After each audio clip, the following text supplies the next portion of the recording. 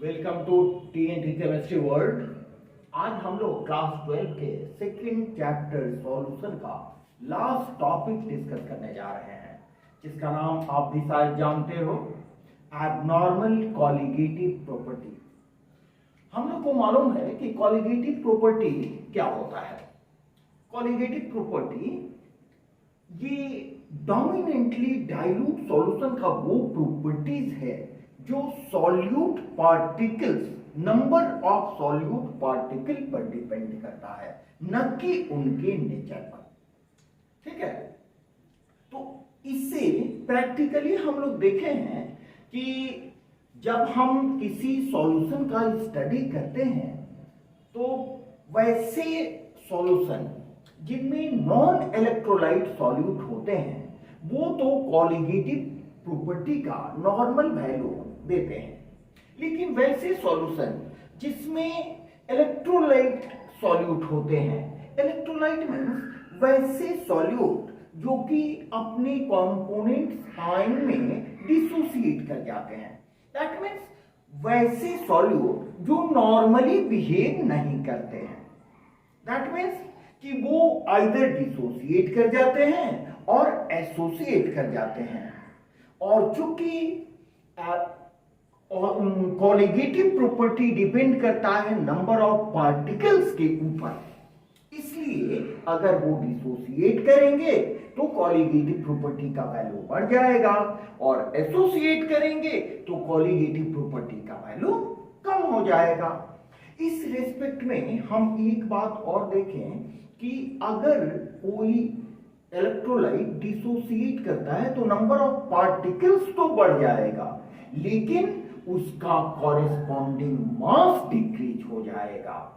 ठीक है, जबकि एसोसिएशन के केस में उसका कॉरेस्पॉन्डिंग मास इंक्रीज कर जाता है, क्योंकि दो या दो से अधिक यूनिट जो पहले इंडिविजुअल अलग अलग यूनिट में होते हैं वो एसोसिएशन के बाद एक कंप्लीट यूनिट, एक कॉम्बाइंड यूनिट बना देते हैं, तो नंबर ऑफ पार्टिकल्स डिक्रीज हो जाता है बट मॉलिक्यूलर मास इंक्रीज हो जाता है।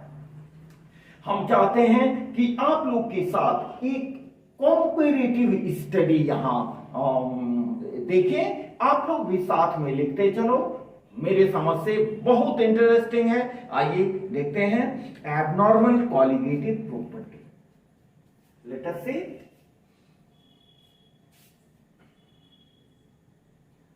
ये रहा मेरा colligative property.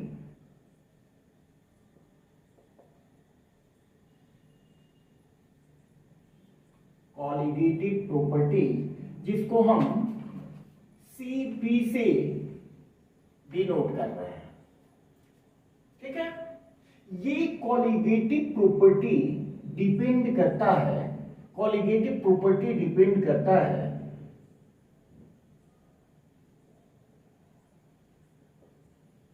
Depending entirely upon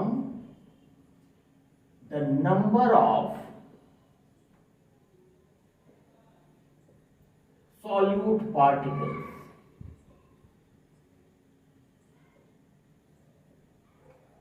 present in the solution।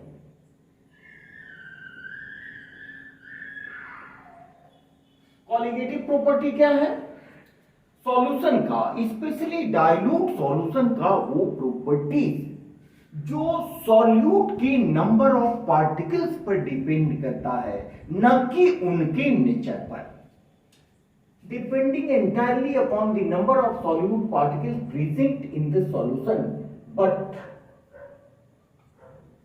Not their nature. ठीक है, इसका मतलब ये हुआ कि जो सॉल्यूट पार्टिकल्स अगर डिसोसिएट करने के पहले वो मॉलिक्यूलर फॉर्म में थे और डिसोसिएट करने के बाद आयनिक फॉर्म में हो गए, तो हमारे कॉलिगेटिव प्रॉपर्टी को इससे मतलब नहीं है कि वो आयनिक फॉर्म में है या मॉलिक्यूलर फॉर्म में है, उसके नेचर पर डिपेंड नहीं करता है। ठीक है, लेकिन इसमें होता क्या है, देखिए थोड़ा छोटा छोटा है, इसलिए क्लैरिटी के लिए हम यहां इंक बदल रहे हैं। यहां पर देखें, the value of colligative property, colligative property का वैल्यू चेंज हो सकता है, मे चेंज। चेंज का मतलब क्या हुआ, दैट इज इंक्रीज कर सकता है या डिक्रीज कर सकता है। कॉलिगेटिव प्रॉपर्टी का वैल्यू इंक्रीज कर सकता है या डिक्रीज कर सकता है। क्यों भाई, कब इंक्रीज कर सकता है या कब डिक्रीज कर सकता है, इसको इसी सीट में हम लिखें। कब करेगा, आइए इसको देखते हैं। When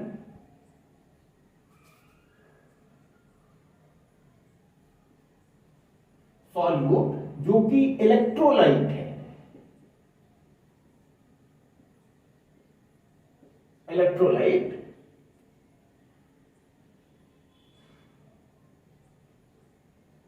molecules in solution, solution में इलेक्ट्रोलाइट मॉलिक्यूल्स अंडरगो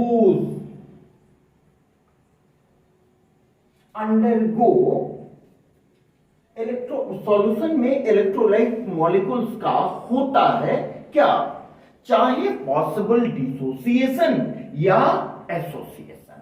तो इसको हम लोग दो पार्ट में करके स्टडी करते हैं। आइए, अंडरगो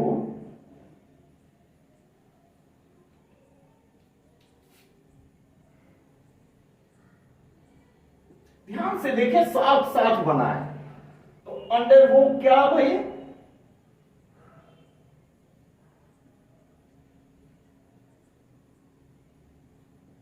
एसोसिएशन या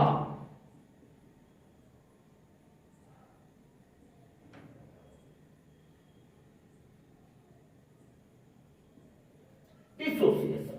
एसोसिएशन होता है या डिसोसिएशन होता है। इसी स्थिति में, इसी सिचुएशन में colligative property abnormal colligative property show करता है। यहां पर लिखा जाए शोइंग एबनॉर्मल कॉलिगेटिव प्रॉपर्टी। ठीक है, आप लोग थोड़ा छोटा छोटा जरूर है, लेकिन आप लोग जूम करके इसको देखिए, बड़ी मजा आएगा। अब देखें, अब ये जो showing abnormal colligative property show कर रहा है, इसी एबनॉर्मल कॉलिगेटिव प्रॉपर्टी को वेंटॉप साहब ने एक फैक्टर से रिप्रेजेंट किया।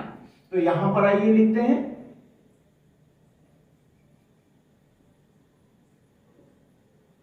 represented by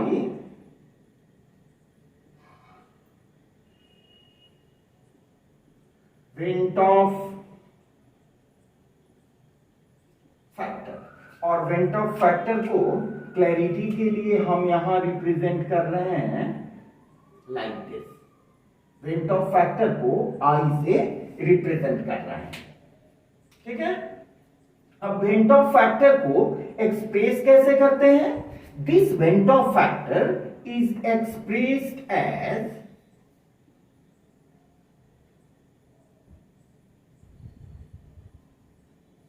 कैसे एक्सप्रेस किया जाता है, देखिए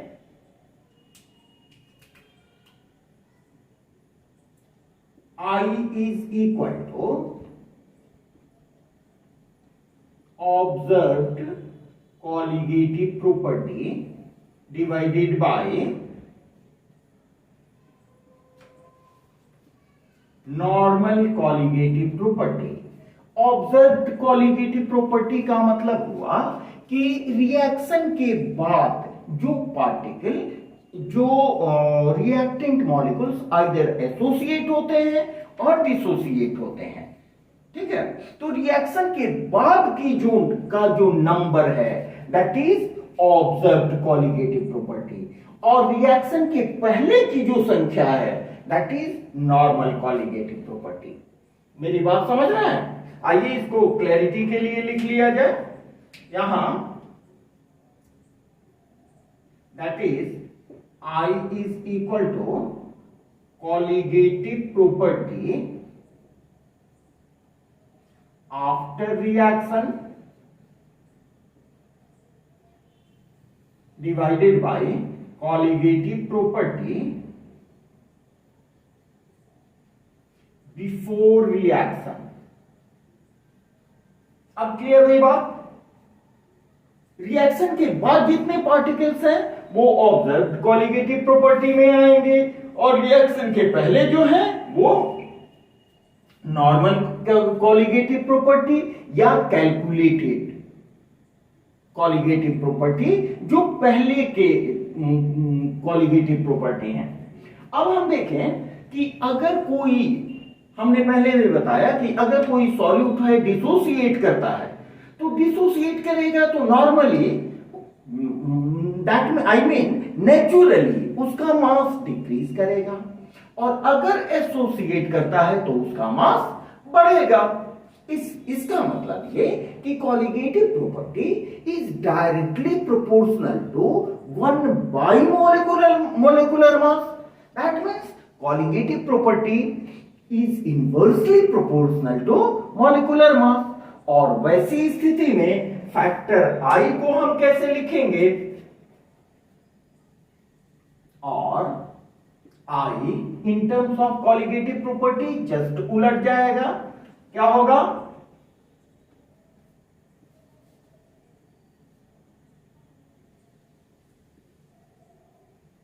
मॉलिक्यूलर मास, ये कौन वाला मॉलिक्यूलर मास? इसको ऐसे करें,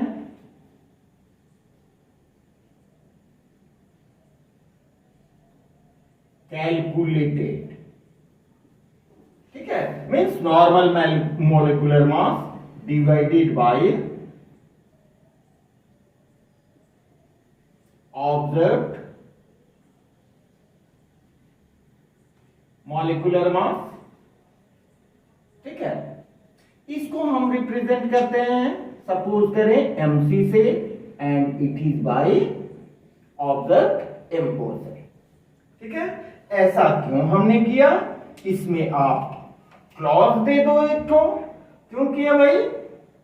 since colligative property is directly proportional to 1 by molecular mass, और colligative property is inversely proportional to molecular mass.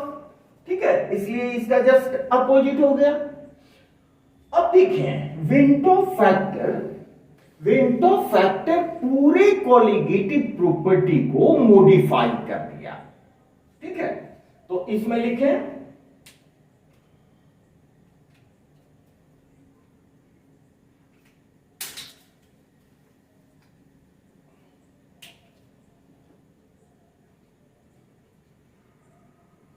Ventoff factor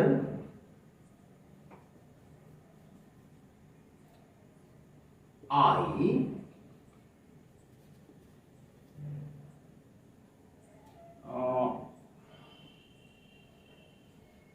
modifies colligative properties as, ठीक है, इसको हम देखें, कॉलिगेटिव प्रॉपर्टी कितने टाइप के होते हैं? कॉलिगेटिव प्रॉपर्टीज 4 टाइप्स के होते हैं। नंबर 1 क्या हुआ? First, relative lowering in vapour pressure, RLVP, जिसको हम रिप्रेजेंट करते हैं कैसे? P0A minus PA divided by P0A। हमने, आप फर्स्ट वीडियो, पहले की वीडियो में देखें, जो हमने कंसीडर किया है उसी को फॉलो कर रहे हैं। अब इसका वैल्यू हो जाएगा, ये relative lowering in vapour pressure is equal to mole fraction of solute, लेकिन यहां इलेक्ट्रोलाइट सॉल्यूट होने के कारण this will be multiplied by I, ये हो जाएगा I इंटू X2 और इसका वैल्यू हो जाएगा NB अपॉन Na, ठीक है, number of moles of solute divided by number of moles of solvent, क्योंकि हमने पहले से ही सॉल्यूट को बी कंपोनेंट और सॉल्वेंट को ए कंपोनेंट मान के चल रहे हैं, और यहां पर हम डाइल्यूट सॉल्यूशन लिए हैं। तो डाइल्यूट सॉल्यूशन के लिए हमारा एनपी का डिनोमिनेटर का वैल्यू काफी स्मॉल होता है, जिसको हमने कैंसिल कर दिया। अब सेकंड देखें, सेकंड है elevation in boiling point B, जिसको हम एलिवेशन इन बॉइलिंग पॉइंट जिसको डेल्टा टी बी से रिप्रेजेंट करते हैं, उसका वैल्यू क्या हो जाएगा, delta T B is equal to होता है के बी इंटू एम, लेकिन वेट ऑफ फैक्टर के कारण, इलेक्ट्रोलाइटिक सॉल्यूट होने के कारण इसको भी मल्टीप्लाई कर देंगे आई से, ठीक है। ठीक similarly C depression in freezing point, जिसको डेल्टा टी एफ से रिप्रेजेंट करते हैं, which is represented by K F defined by K F into molarity, ये भी क्या होगा, आई फैक्टर से मल्टीप्लाई हो जाएगा। And finally we have osmotic pressure is equal to, osmotic pressure is equal to C, osmotic pressure का होता है सी आर टी, ठीक है, इसको भी मल्टीप्लाई कर देंगे आई से, तो ये क्या हो जाएगा, i into c is equal to n b by v into r t, where n is equal to number of moles of solute and v is the volume of solution. समझ में आ रही है मेरी बात? तो यहां पर देखें डिफरेंस क्या हो रहा है हम लोग को, जो भी कॉलिगेटिव प्रॉपर्टी हो रहा है वो आई गुना मल्टीप्लाई हो जा रहा है। देखिए यहां सब में आई से मल्टीप्लाई हो जा रहा है, ठीक है, बहुत बेसिक बात है ये, मेरी समझ से ये सभी लोगों को समझ में आ रहा है, ठीक है। इसको आप इतना लिख लें, फिर आगे चलते हैं। यहां मेरे समझ से ये काफी अधिक स्पेस है कंपेयर टू दैट, यहां डिसोसिएशन किया जाए, डिसोसिएशन, और यहां एसोसिएशन। डिसोसिएशन में क्या होता है, डिसोसिएशन में एक सिंगल पार्टिकल डिसोसिएट करता है मोर देन वन पार्टिकल्स में, विच मे बी 2 or 3 और मे बी मोर। तो यहां क्या करेंगे, डिसोसिएशन में number of particles increases, number of particles increase करेगा, नंबर ऑफ पार्टिकल्स इंक्रीज करेगा तो क्या होगा, मॉलिक्यूलर मास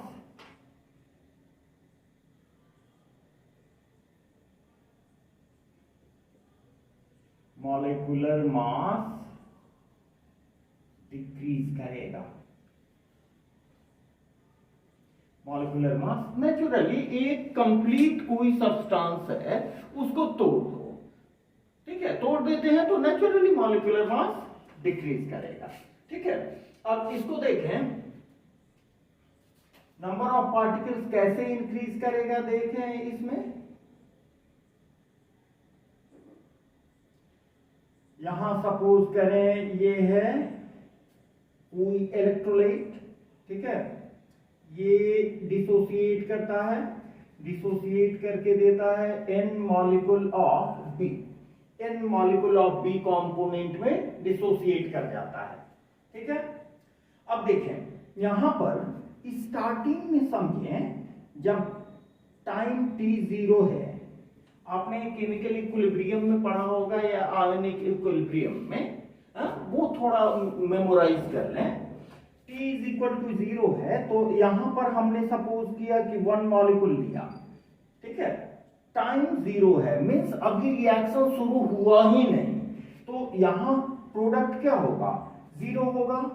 और कुछ समय के बाद सपोज एट इक्विलिब्रियम, जिसको हम सपोज कर रहे हैं time is equal to t second, वैसी स्थिति में मान लें कि यहां डिसोसिएशन होता है, n मॉलिक्यूल है तो डिसोसिएशन होगा n alpha, n alpha dissociation होगा तो यहां क्या बचेगा, 1 माइनस अल्फा, 1 मोल में से अल्फा डिसोसिएट कर जाएगा।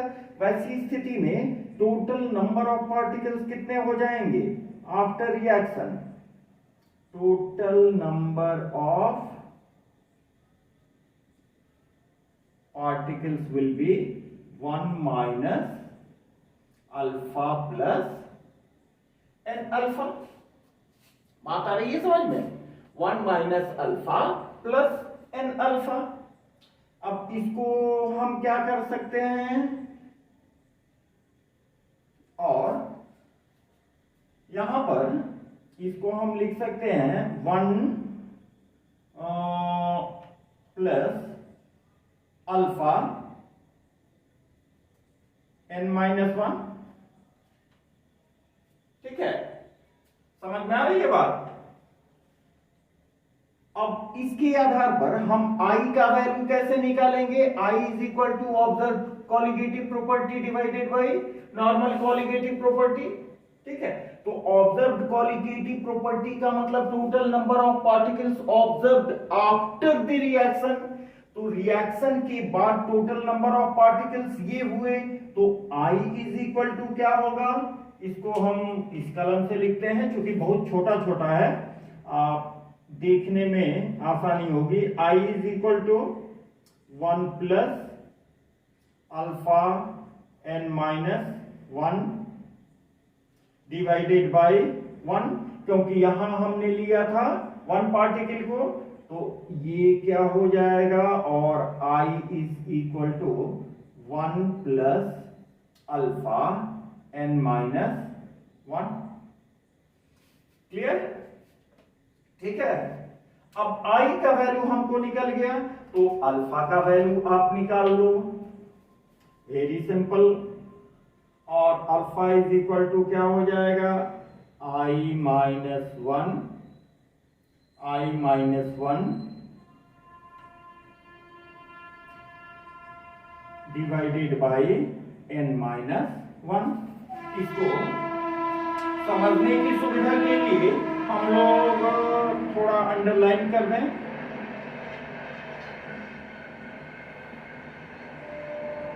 It is the value of I, थोड़ी क्लैरिटी आ जाएगी। It is the value of, इसको मान लें equation 1D, that means D for dissociation, और इसको आप मान लो 2D, D for dissociation, and इसको 3D। ठीक है, अब देखें डिसोसिएशन के केस में हम लोगों ने पहले भी पढ़ा है, डिसोसिएशन 2 तरह के इलेक्ट्रोलाइट हो सकते हैं, एक स्ट्रॉन्ग इलेक्ट्रोलाइट एंड एक वीक इलेक्ट्रोलाइट। तो अब देखें डिसोसिएशन के केस में थोड़ा सा हम भी बैठ रहे हैं, और डिसोसिएशन के केस में क्या होगा, यहां हम लिखते हैं डिसोसिएशन किसका, इसको 2 पार्ट में डिवाइड करें।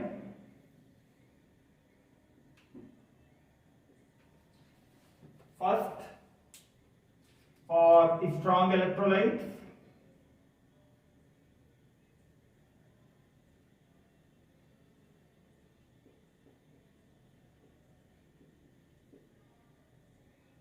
and second for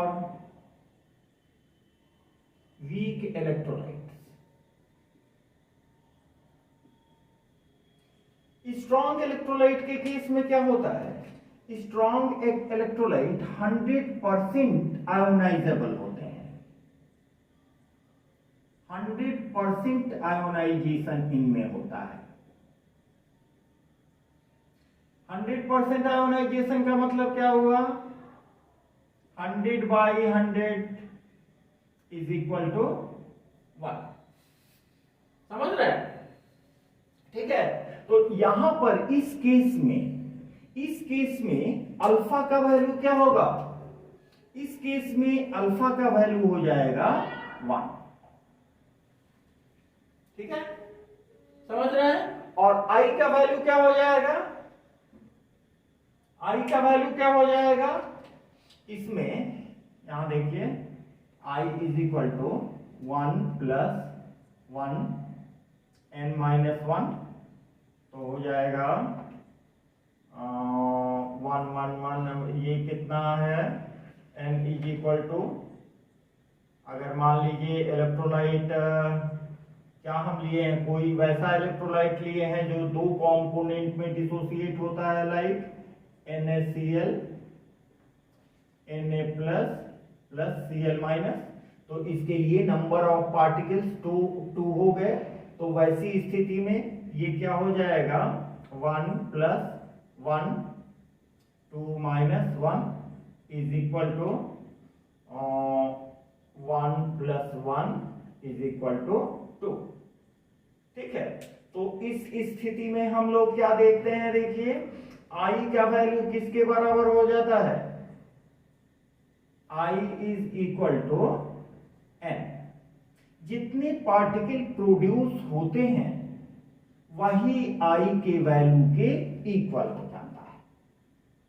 ठीक है, हम इसको यहां से ये करते हैं, डायरेक्ट आप समझ लो, इसको डायरेक्ट समझ लो, I is equal to 2।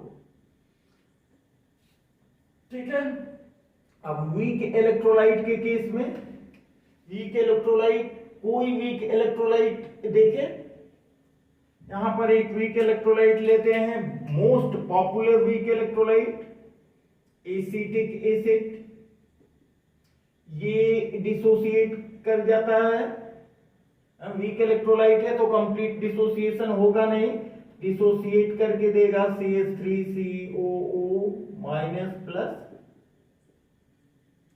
H+।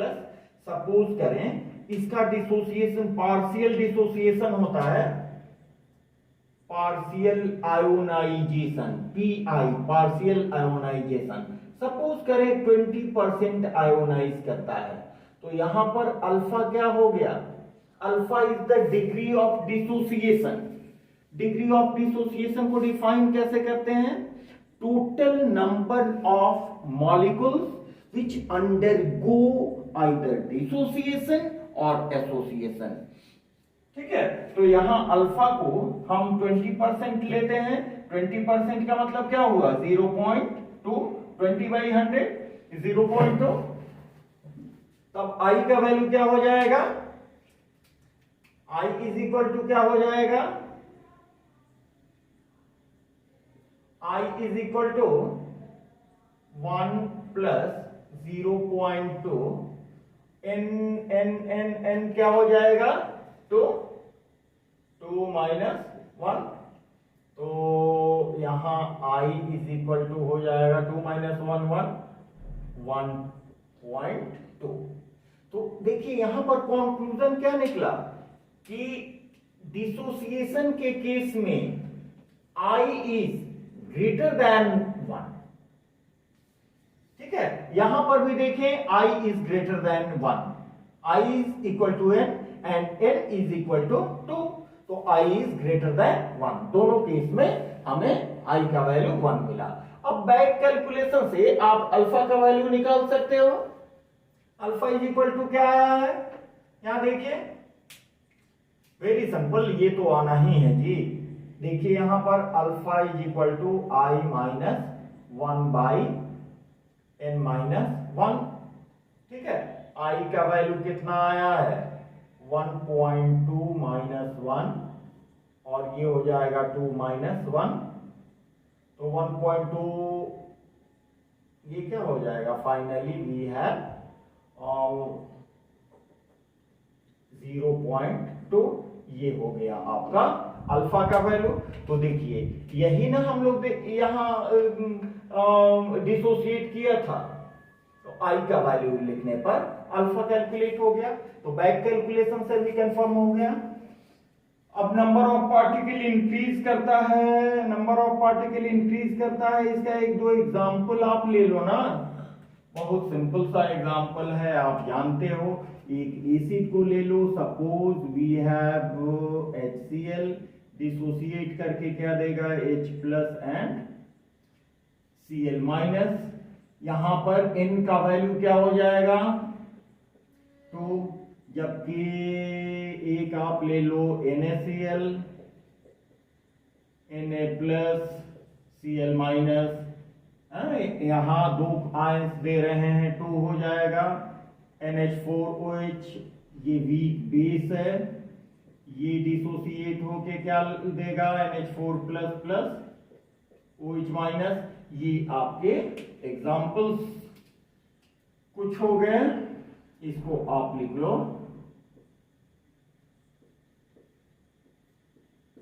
ठीक है। वैसे वीक इलेक्ट्रोलाइट के केस में हम लोग इक्विलिब्रियम कांस्टेंट का वैल्यू भी कैलकुलेट करना बेटर होगा, ठीक है। और इक्विलिब्रियम कांस्टेंट को यूज करते हुए भी हम लोग अल्फा का वैल्यू कैलकुलेट करेंगे। आइए फाइनली हम देखेंगे इसको भी। अब यहां देखें एसोसिएशन में क्या होगा, जैसा कि आप भी सोच रहे होंगे, नंबर ऑफ पार्टिकल्स डिक्रीज करेगा, decreases, number of particles decrease करेगा तो क्या होगा, molecular mass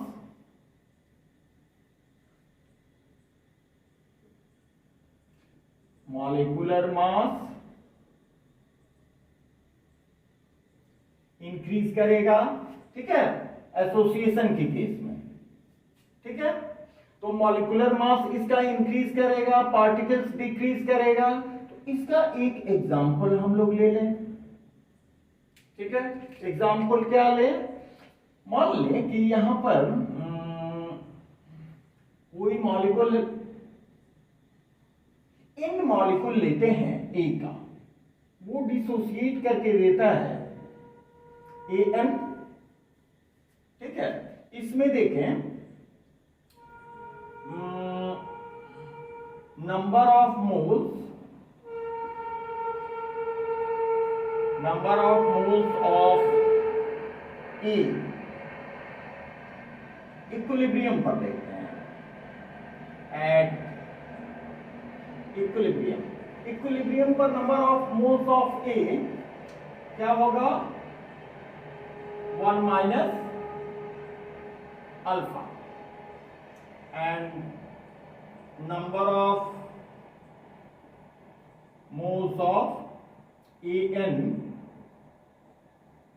will be equal to alpha by n। ये शायद बात ऊपर से निकल गई है, नहीं, यहां देखिए कुछ नहीं है, यहां n मॉलिक्यूल कंबाइन करता है ए का, तो 1 मॉलिक्यूल कंबाइन करे, n मॉलिक्यूल एसोसिएट करता है अल्फा से, तो 1 मॉलिक्यूल एसोसिएट करेगा अल्फा बाई n से, ठीक है। तो टोटल नंबर ऑफ मॉलिक्यूल्स निकाल लें, total number of molecules after association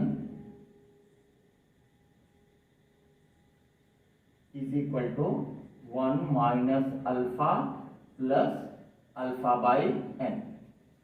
दिखाई दे रहा है ना जी, ठीक है।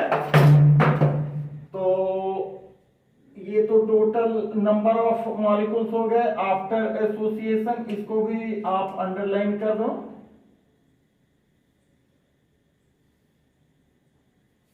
अब आई का वैल्यू क्या होगा,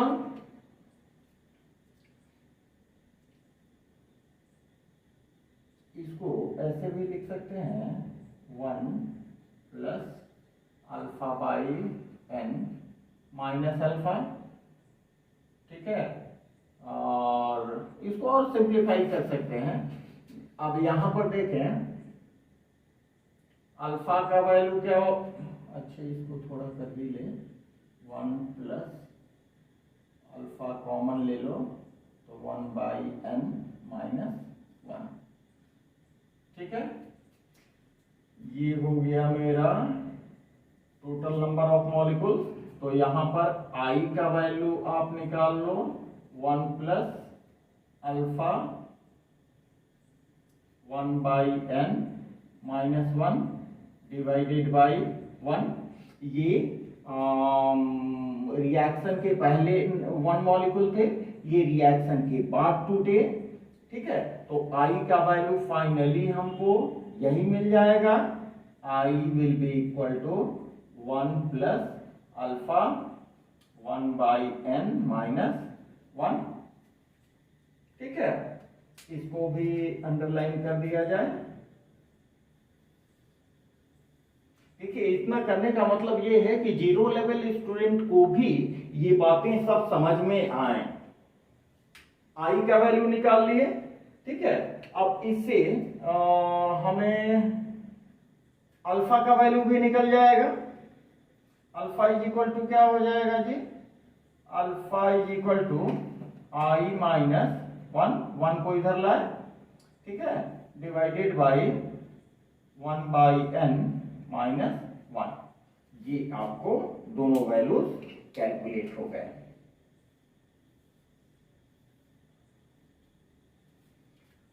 ठीक है, यहां पर आई का वैल्यू भी कैलकुलेट हो गया। इसको आप कहो, इसमें क्या किए हैं, टोटल नंबर इसको आप कहो 1 ए, ये हो गया। उसके बाद आई का वैल्यू 1 2 ए फॉर एसोसिएशन और अल्फा 3 ए। ये इसलिए कि दोनों वैल्यू को एक साथ हम कंपेयर कर सकें। हाँ, समझ रहे हैं बात। अब देखिए आई का वैल्यू, एक एग्जांपल ले लें। सपोज करें यहां पर एक एग्जांपल ले लें, मान लें हमारे पास benzoic acid C6H5COOH। Benzoic acid का डाइमराइजेशन होता है, dimerizes in benzene. Benzene non aqueous solvent है, नॉन एक्वस सॉल्वेंट के प्रेजेंस में बेंजोइक एसिड का डाइमराइजेशन होता है। अब हम ये सपोज कर लें कि इसका डाइमराइजेशन 20% हुआ। 20% का मतलब क्या हुआ, 20/100 is equal to 0.2। That means इस केस में अल्फा का वैल्यू कितना आया, 0.2। अब इस अल्फा के वैल्यू को हम यहां पर पुट कर दें किसी इक्वेशन में, तो आई का वैल्यू हमें मिल जाएगा। ठीक है, I is equal to 1 plus 0.2 और नंबर ऑफ पार्टिकल्स कितने हैं, ये डाइमराइज कराइए भाई, C6H5COOH, ये डाइमराइज्ड प्रोडक्ट हो गया, इनका वैल्यू 2 हो गया। तो यहां क्या हुआ भाई, 1 अल्फा 2, ये हो गया 1/2 माइनस 1। ठीक है, तो 1 प्लस 0.2, ये देखिए 2, 1 minus 2 is equal to 1 plus 0.2 और ये साहब आ गए -1/2। तो ये देखिए क्या हुआ भाई, 1 माइनस 0.2। पहले तो इसको मल्टीप्लाई कर दें 2 से। तो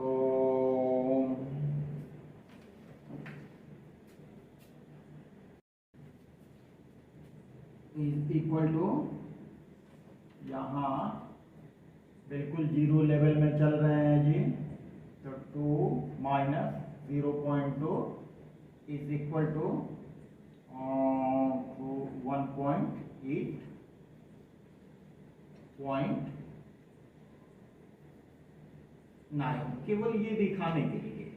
तो यहां पर जो i का वैल्यू आया, आप ध्यान दो, i का वैल्यू आया वो आया 0.9, जबकि हमारा स्टार्टिंग में क्या था, हमने 1 मोल लिया था।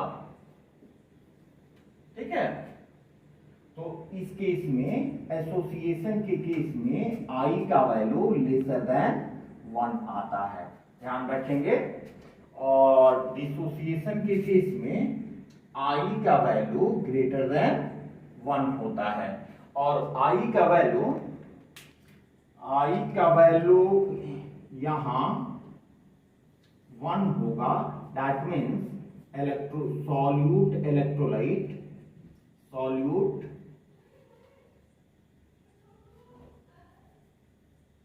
solute behave normally in solution। ठीक है, सभी चीजें मेरे समझ से क्लियर है? एक बार फिर जल्दी में सबको रिवाइज कर ले। कॉलिगेटिव प्रॉपर्टी जिसको हम CP से रिप्रेजेंट किए हैं, colligative property gives normal value for non electrolytes. It gives normal values for non-electrolytes like sugar, urea, etc।